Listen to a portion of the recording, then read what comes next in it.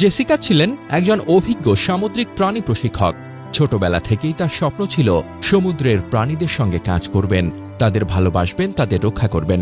সেই স্বপ্নের অংশ হিসেবেই তিনি এক অর্কার বাচ্চাকে লালন পালন শুরু করেন। অর্কা, যাকে অনেকে কিলার হোয়েল বলে জানেন, আসলে ডলফিন পরিবারের সবচেয়ে বড় সদস্য।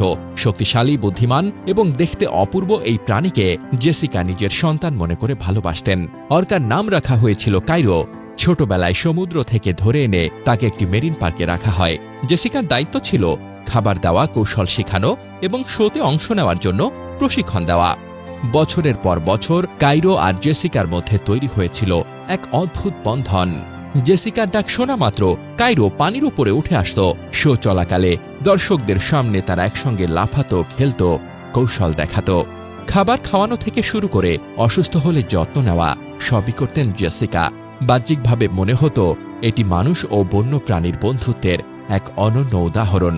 তবে 2025 সালের এক বিকেলে স্বাভাবিক রুটিন অনুযায়ী জেসিকা ও কাইরো শো ছিল।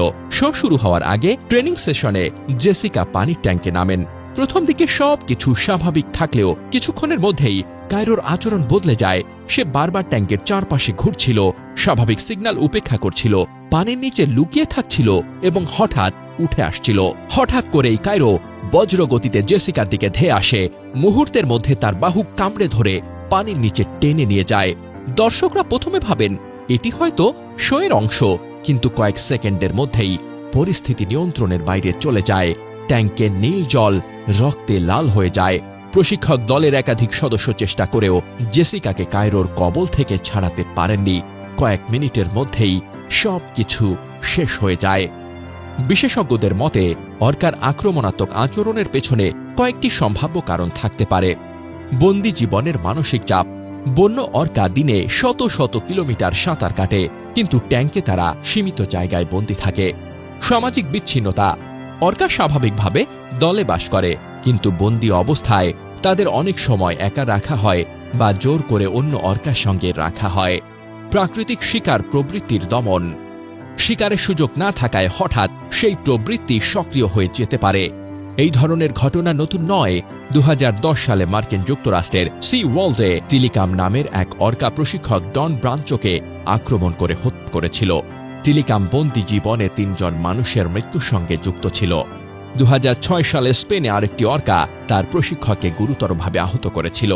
বিজ্ঞানীরা সতর্ক করেছেন, অর্কা যতই প্রশিক্ষিত হোক, সে কখনো পুরোপুরি মানুষের নিয়ন্ত্রণে থাকে না। পার্কের কর্মীদের দাবি, ঘটনার পর কয়েকদিন কায়রো পানির উপরিভাগে সে ধীরে ধীরে ঘুরে বেড়াত। অনেক সময় খাওয়া বন্ধ করে দিত। কেউ কেউ মনে করেন সে হয়তো তার প্রিয় শিক্ষককে খুঁজছিল।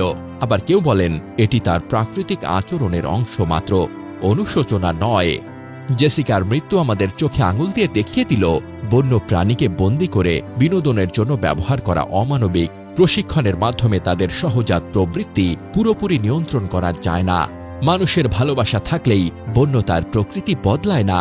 অর্কা হোক বা অন্য কোনো বন্য প্রাণী, তাদের প্রকৃত স্থান হল মুক্ত সমুদ্র, প্রাকৃতিক পরিবেশ।